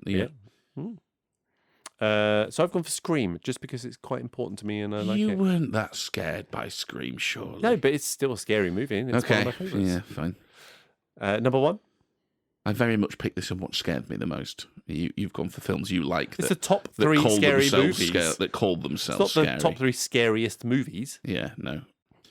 What's number 1? Terminator. All right, there we go. Yeah. Yeah, I mean, that is actually a scary movie for sure. Yeah. It's basically a slasher.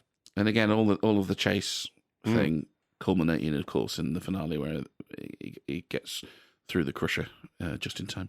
Yeah. So now, if I was going on your criteria of actual scary movies, what actually scared me and fucked me up, it would be The Fly, right? Because I watched that when I was 8 as part of that triple bill with falling down a cliffhanger way too early. But I've gone for Jaws here because it's the perfect movie and it's my go-to if someone asks me about my favorite horror movie. It's basically a slasher movie with a shark. Are you not sort of? I thought you might throw in something like Suffragette. Women's rights. Oh, that's scary, isn't it? Yeah. Well, you wouldn't like that. No. No, but I'll tell you what, the scariest movie I've actually ever seen, and it's not a horror, it's The Hunt, starring Mads Mikkelsen, 2012. I've not seen it, yeah. Terrifying. Never been more scared in my life. Right. You need to watch it. Yeah, you didn't think to put that in. Well, no, because, I did. It's there. Yeah, it's in your honorable mentions. Yeah. Other actual, in theory, scary movies that I want to call out. So, A Quiet Place. Have you seen A Quiet Place? No. I like A Quiet Place. It's good. 28 Days Later. Yeah. And you get close? No, I'm an adult. Are you yawning at me? Yeah, I'm an adult, so I can appreciate the sort of tension a little bit, and there's a couple of good jump scares in that film. But no, I wasn't really scared at any point. Not The Thing? Scared of The Thing? Yeah. No, I'm not scared of it. Again, I saw that as an adult, so I don't. Yeah, again, look, you know, The Craft. There's a bit of tension in it. That's good. Yeah. That's engaging. There are a couple of jump scares in that. But no, not scared. No, I'm not scared of The Thing. Silence of the Lambs? I've not seen that all the way through, so yeah. All the way through. Okay, Cool. Any gaps that you wanted to fill in that you think you should be scared of, or horror movies? Actual scary films? Sure. I don't know. It's not something that particularly interests me, to be honest with you. So a couple of horrors that are on my watch list are Midsommar and The Witch. I haven't seen Midsommar. Midsommar. Yeah. You said it wrong. Johnny, friend of the pod, yeah, has. Yeah. I don't think it's very scary based on his review. No? No. Okay. I think he thinks it's laughably shite. Really? Yeah. Ooh, hot take. I like it. Is that a hot take? Yeah. I mean, is that film particularly well thought of? Yeah. Pretty well thought of. Hmm. It always appears on lists. Okay. Not of lists of shit films. So on I could. lists. I mean, Johnny, feel free to correct me on that. Maybe I've misremembered. Maybe it's Midsummer Murders. My memory of John Nettles. Come on, wash your mouth out. My memory of our conversation around that was that very much not a fan. And Johnny likes some horror. He's a wrong one. Okay, you ready to rank some on-screen beers? Carl? Yes. This is a new addition that Carl has put forth for us to look at the beers that are in the films that we've talked about and put them in some sort of ranking. Yeah, so we talked about this last month. We talked about the idea of on-screen beers, our favourite on-screen beers, and then said we should get around to ranking at some point. So I've got a list here of ones that we've mentioned. Let's put them in an order, and then let's have people send in on-screen beers. We will watch those on-screen beers. We will adjudicate, and we'll carry on building the definitive list of on-screen drinks. So, are you keeping this list? By no, the way? you're about to write them for down in fuck's this order as I read them out. Right. Right. Mm-hmm. So this is just a stack ranking, right? Mm-hmm. Ice Cold in Alex, the Carlsberg. He downs a pint of Carlsberg. You haven't seen it. Yeah. Where do you want to put that in the list? It's probably the but list of one. Yeah. What one? Right, you put it at the top. Okay, so that goes in at number 1 for now. It's quite near the bottom though, so it needs to watch out. The Quantum of Solace, Sweaty Bolivian Barbie. I know you're a fan of that one. Yeah, we're putting that in at the top, above the Ice Cold in Alex. Well, for me, because I've seen it. So yeah, okay. Quantum of Solace Age. Yeah. The Shawshank Redemption Roof Beer. Now, is that going above or below? Yeah. Is it going with Solace, Sweaty Bolivian Barbie? I think it's going. Ooh, the taste of freedom and the. It might have to go above. Yeah, I think it's a more iconic scene as well, isn't it? But yeah, it looks. What beer was it?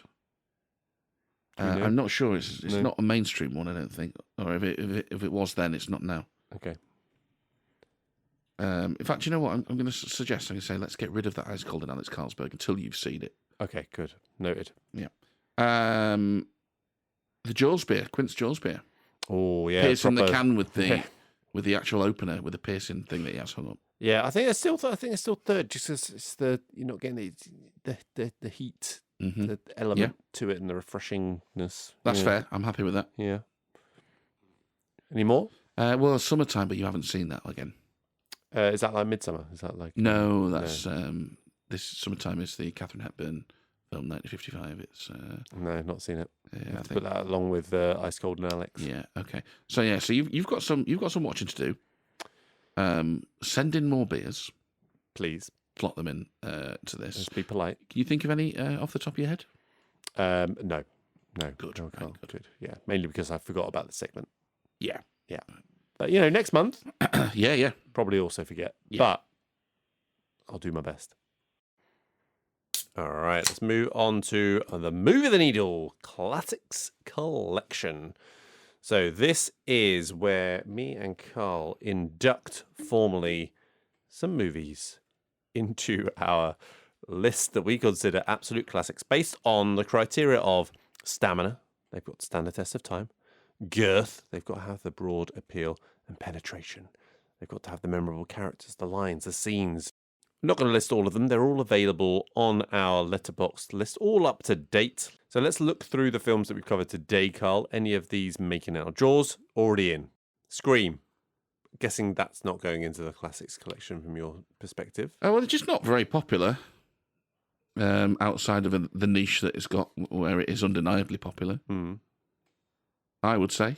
Yeah. I think that's a slightly different group. I take Will's point, like, in all seriousness, about, of course, that Scary Movie doesn't exist without Scream, but I actually think that's a slightly different demographic and a larger one.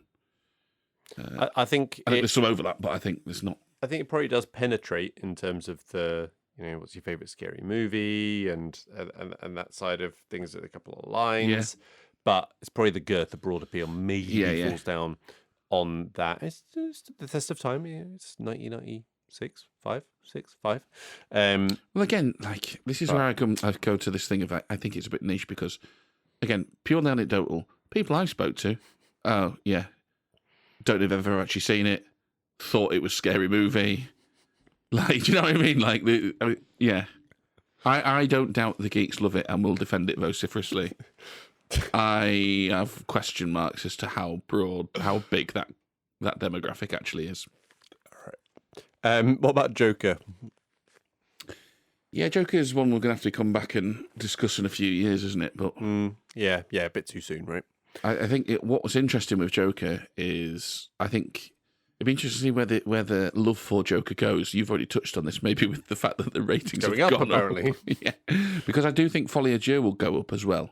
You do think this? I think that will find its audience, and I think that will go up, for my money, a better film. Don't like either of them. Let's get that on record again. Yeah. I would never tire of getting that on record. But I think that growth of Folie à Deux will help Joker's cause as well, because you'll go, actually, that one became a cult classic, and obviously it's a sequel been spawned out of the first, so I'll have to see about that in the future, I think. Taxi Driver. Yeah, this is not on the list currently. This is a good one. Joker helps here as well, honestly, because that is a movie that is spawned out of Taxi Driver. It is one of De Niro's most iconic roles. It's been parodied by The Simpsons. Lots of people say, like Al Pacino in Turkey, in his leather shop, "You talking to me?" It's that iconic line. Yeah. That is very much that is the bit that's penetrated most, right? Yeah. It is that part, the mohawk and the you talking to me. Mm-hmm. What do you think? Well, I mean, I'm leaning towards a yes, honestly. Yeah. I mean, I think it probably is a classic. It's one of talked about. Yeah, it is by us at length. I think it probably is. It probably is a classic. It falls into that list of one as we covered in the episode. I'm kind of ambivalent about. I'm looking forward to actually doing a bit more of a deep dive in it on a future episode. But I think I'm willing to accept it as a classic, though. I think it stands the test of time. Yeah. Oh, yeah, definitely. Okay, so Taxi Driver is in. All right. King of Comedy, don't think that counts as a classic. That's very much underseen and is. Yeah. Yep. People don't talk about that in the same way that they talk about Taxi Driver. Yeah. Some of the ones that we've kind of mentioned briefly in our top three. Well, I mentioned in our top three. So The Thing is not on our list currently, Carl. Now, this was obviously one of our earlier-ish ones of the movie The Needle things. Where do we think it falls? Well, this is one of those that was a bit of a cult classic, wasn't it? Yes. But then has that now grown? The appreciation for that grown over time? Maybe? It's got the inspiring films. Mm-hmm. Tarantino sounds Hateful Eight is his The Thing ripoff. Pretty iconic movie poster. That was something that we touched on before. I don't know. I could be convinced either way of that, to be honest with you. Yeah, I was hoping you would convince me. Well, I think we both ended up liking it, didn't we? Well, yeah. So, fuck it, let's chuck in. Yeah? Thing's in. All right, cool. It's our podcast, we do what we like. Yeah. As long as you agree. Yeah. That's... Eddie, you want to put forward, Carl? Yes, I got a couple. Go on then, hit me. I've had this on my list for a little bit. I don't think I've said it, but The Great Escape.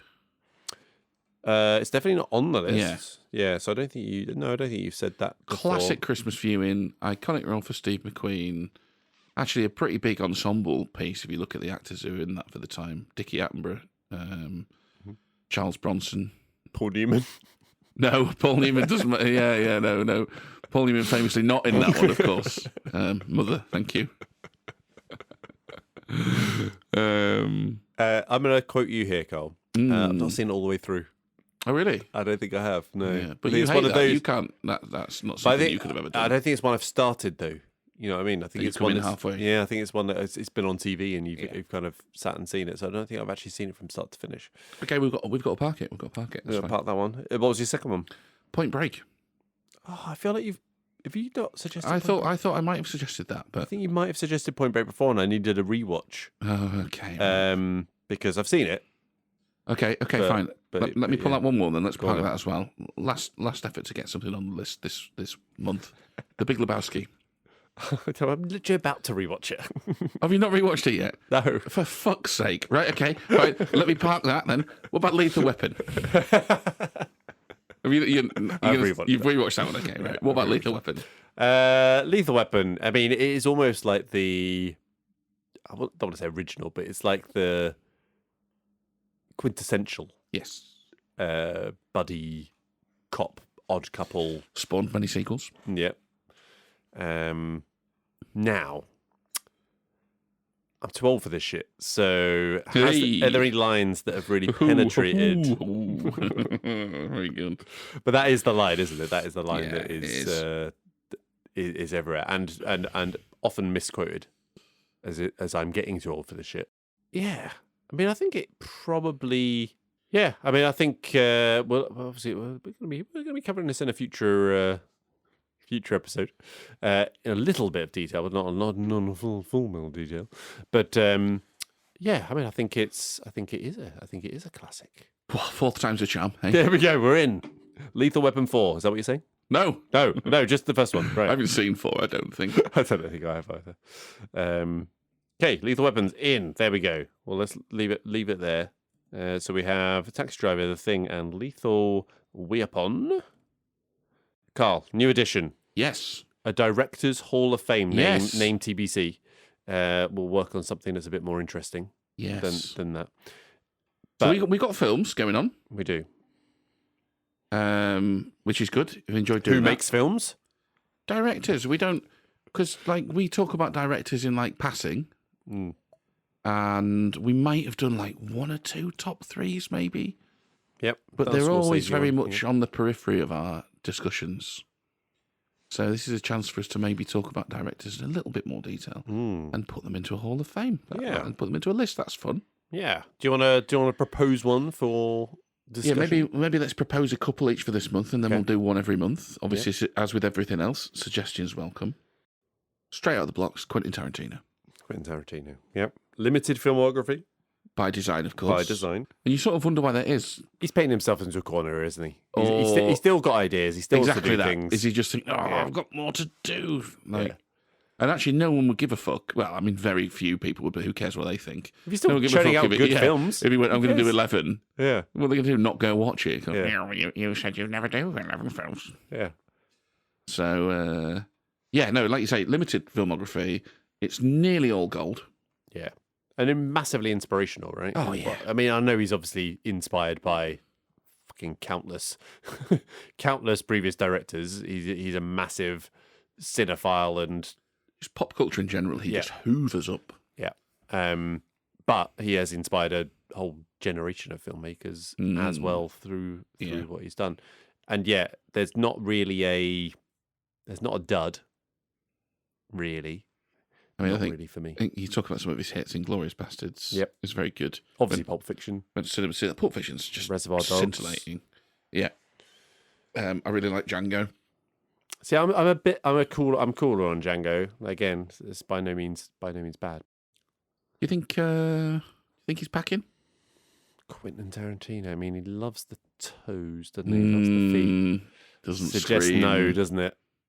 Yeah. To be after the feet if you were a tripod. I think he's. Yeah. I don't. Yeah. No. I don't think no. So I don't think he's in, is he? No, best not put him in then. No. Any proposal for you? What about Senor Spielbergo? Oh. Yeah. Yeah. What a director. We've talked about him today with Jaws, obviously. Basically invented the summer blockbuster. Yeah. Yeah. With Jaws. Yeah. Again, another one tell me a bad film he's done. Oh, I'm sure they're in there. The thing is with Spielberg, right? Spielberg's got this sort of... You were saying this when we were talking about the Jurassic Park, because James Cameron was up for Jurassic Park, right? Yeah. And I think James Cameron would have made an excellent Jurassic Park because he's a great filmmaker. But he sort of said, like, no, Spielberg did it better because Spielberg's just got that, like, that proper Hollywood. Wonder. Yeah, that wonder. Yeah. That's the word. It's that sense of wonder that he gets across in his sort of storytelling. And that works really well for things like that. We've done Hook on the podcast. Indiana Jones, that's got that as well. Yeah, I mean, even Hook, which is kind of panned, but we defended it. Yeah, and I'm very comfortable with that defence as well. Yeah, because I watched it again since then, and I was just like, oh, yeah, it really has. Yeah, it really has. And again, if another director had made that, it might have been a pile of shit. But I like the sense of wonder from it. Yeah.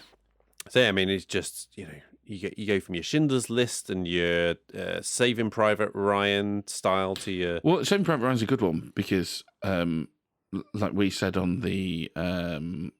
thing to come out in the future, yeah. That is a film which he has elevated. Yeah. Like, he has taken what is a pretty schmaltzy, run-of-the-mill Hollywood story, and he has made that a big blockbuster film through some awesome direction, set pieces in particular. But yeah, I mean, most importantly though, Carl, what do you think he's hiding down there? It's borderline, isn't it? I'm willing to give him the benefit of the doubt. I'll say. You reckon? Average, maybe.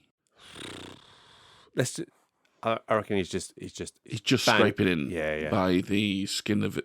Ooh, definitely not. No, he's not making it in. No, he's out. Right, he's gone. Yeah, okay, never mind. Right, James Cameron. I'm going to go James Cameron. Ah, Jimmy C. James Cameron. Yeah. Now it's a shame that he's pissed away so much of his career on Avatar. Sure. Yeah, the last 20 years or so. Because, like, Titanic was a bit of a passion project for him, and I've got issues with that film. It's 3 and some hours, something too long. There is a 90-minute action film hiding in there, disaster movie hiding in there, which is superb. I have a very large soft spot for Titanic. Yeah, but you've completely forgotten about the first 45 minutes. I've not seen it for ages. Yeah, I've not seen it for a long time. True Lies, though. True Lies is just very, very good. I love that. I mean, that's the thing, right? This is what Avatar has robbed us of. It's robbed us of James Cameron making latter-day True Lies movies, those sort of punchy action movies that we could have been having. But, Terminator. T2, yeah. Terminator 2, yeah. I mean, just... Whew. Aliens. Yes, of course, yeah, he takes that on as well, doesn't he? Yeah. But then it all goes a little bit Avatar-y for it does go a bit Avatar-y. It literally is the last 20 years? No. Yeah, we just completely lost him to that project. Oh, The Abyss. We forgot The Abyss. I've not seen The Abyss. Oh, watch The Abyss. Yes, watch The Abyss. That might be. So yes, we've lost him to Avatar, but to have an impact on the film world like your Aliens, Terminators,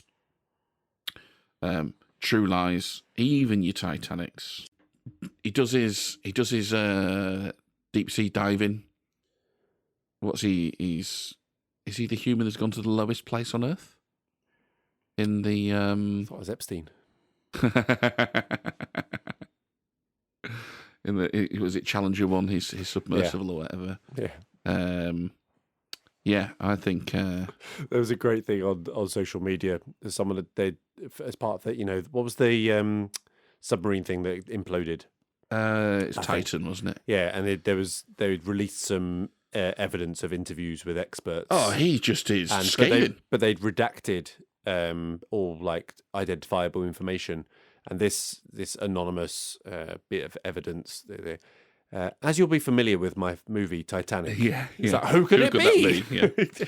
He's gone on record enough to just go, yeah, they were fucking idiots. Yeah. Like, I knew straight away they'd fucked it. So, he's had a massive impact, I think. What do you reckon? Put him in? I could see it. Oh, I think so. Yeah, I could see it. Yeah. You've got Catherine Bigelow says balls yes. of steel to... I bet she does. got balls of steel to go down in one of those submersible things as well. Would you do that? But no. Nah, he's packing all right. Not how deep we talking? Like no, instant death. No. Yeah. No. I'll just watch the video. Thanks. Yeah, exactly. No, he's packing his camera and he's in. Oh, okay, so he's in. My last one, Todd Phillips. Oh, interesting one. Yeah. Obviously Joker.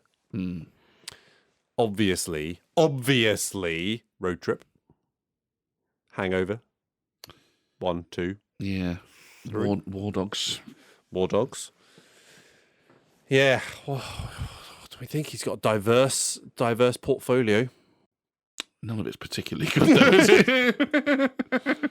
No. I mean, I'm not really convinced of this one, to be honest. I think he kind of lucked out with Joker. Thing is, though, he's got that sort of like long face. How tall is he? I'd say short. I don't think he's tall. He's 6 foot tall. Is he? He looks shorter. I mean, he's quite gangly, I suppose, isn't he? Exactly. This is what I'm thinking. Gangly. Yeah. I'm looking at his filmography, and I think he's in. All right. So James Cameron, Todd Phillips, yes. Spielberg, no. No, I'm afraid not. No. And what was the other one? I've mistake. forgotten the other one already. Tarantino, we said. Yeah, definitely No. not. No. All right, cool. Right, Yeah, there we good. go. That's our opening gambit for our Directors Hall of Fame.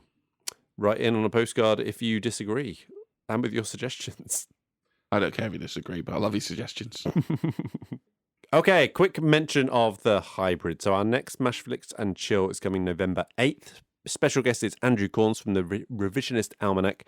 His proposal has been submitted. It is going to be considered and discussed at length in the episode. Very excited to have Andrew on. It promises to be an exciting episode with an absolute pro in the industry of amateur podcasting. But we do still want guests. So if you are listening and you fancy being part of the show, we've already had someone reach out to us directly wanting to be involved. Send us your movie hybrids. We'll fit them into the Filmily tree.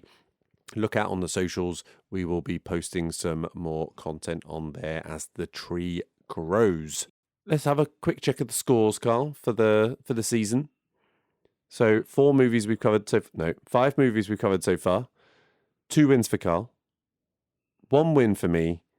2 dead rubbers. So Carl still with the lead in the Movie the Needle episodes for this season. I don't think you know what a dead rubber is. Still a draw. Dead rubber, no, it's not a draw. A dead rubber is where there was nothing to play for in the first place, where any result, a draw, a loss, or a win for either person would have been inconsequential. So 2 draws, stalemates. Happy? Fine. All right. I'm going to update my text to I'm just saying it bugged me earlier when you said that. Well done for you've said it again. Well done for holding back. You know, there's real Real strength. growth. Yeah, well done. I mean, you didn't quite manage it the whole way through, but you know, we're getting there. So anyway, you're in the lead. Well done. Thank you. You got anything else, Carl? Nope. All right, and that is all we've got. So if we moved the needle for you this week, or even if we didn't, please do rate us, follow, subscribe, give us a 5-star review wherever you are listening. It really does terrify the algorithm and get us out there to a larger, clownier audience. Our Bluesky, Instagram and Twitter is MTN Movie Pod. Our YouTube channel is at Movie the Needle. You can also find our page on Facebook and some occasional TikToks at movie.the.needle. All details in the show description, so please do follow and comment wherever you are. And remember, particularly subscribe to our YouTube channel so I can beat my child. Thank you. So for me and Carl, it's goodbye. Goodbye. Join us next week as we will finally, probably release our Road to Perdition episode, which we recorded so long ago that I'm actually genuinely interested to know what I think. Goodbye.